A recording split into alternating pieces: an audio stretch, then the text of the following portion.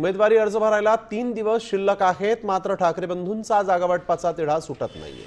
दादर, माहीम, शिवडी, विक्रोळी, भांडूप, चांदिवली या मतदारसंघातील जागांवर तिढा आहे आणि या मतदारसंघात किमान 2 ते 3 जागा द्याव्या अशी मनसेनं मागणी केलेली आहे। आज रात्री पुन्हा एकदा दोन्ही पक्षाच्या नेत्यांची बैठक होणार आहे। तर थेट जाऊयात, आमचे प्रतिनिधी गिरीश कांबळे आपल्या सोबत यावेळेस जोडले गेलेले आहेत।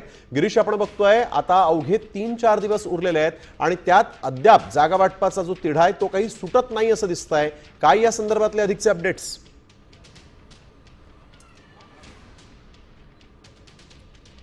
दोन्ही ठाकरे बंधूंच्या पक्षाकडून शेवटच्या क्षणापर्यंत बैठका सुरू आहेत, मात्र जागा वाटपाचा तिढा सुटत नाही।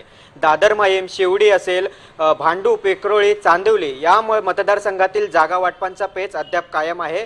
विशेष करून दादर, माहीम, शिवडी, विक्रोळी, भांडूप इथे मनसेची ताकद आहे, मात्र या विभागांमध्ये या मतदारसंघात मनसेला किमान 2 ते 3 जागा हव्यात, मात्र या ठिकाणी केवळ 1-1 जागा दिली अशी माहिती मिळते आणि त्यामुळे मनसेचे नेते नाराज आहेत। विशेष करून शहराध्यक्ष देखील नाराज आहेत, कारण त्यांना सन्मानजनक जागा मिळत नाहीत। ज्या जागा दिल्या जात आहेत त्या जागा देखील तिथे मनसेची ताकद कमी अशा पद्धतीच्या जागा दिल्या जात आहेत। यामध्ये आपण दादर, माहीमचं बघितलं तर सुरुवातीला 190 आणि 192 या जागा मनसेला सुटल्यात। यामध्ये 190 ही जागा शीतल गंभीर यांची आहे, ज्या ठिकाणी मुस्लिम बहुल भाग मोठ्या प्रमाणात आहे। त्या ठिकाणी आमचा मतदार त्या ठिकाणी नाही, त्यामुळे तशा पद्धतीच्या जागा आम्हाला दिल्या जात आहेत।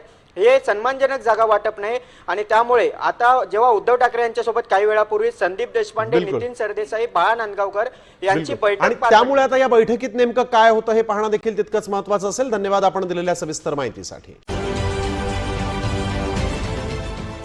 देश विदेशातील प्रत्येक घडामोडींचे लाईव्ह अपडेट मिळवण्यासाठी आता साम टीव्हीच्या सर्व सोशल मीडिया प्लॅटफॉर्मला लाईक, फॉलो आणि सबस्क्राईब करा।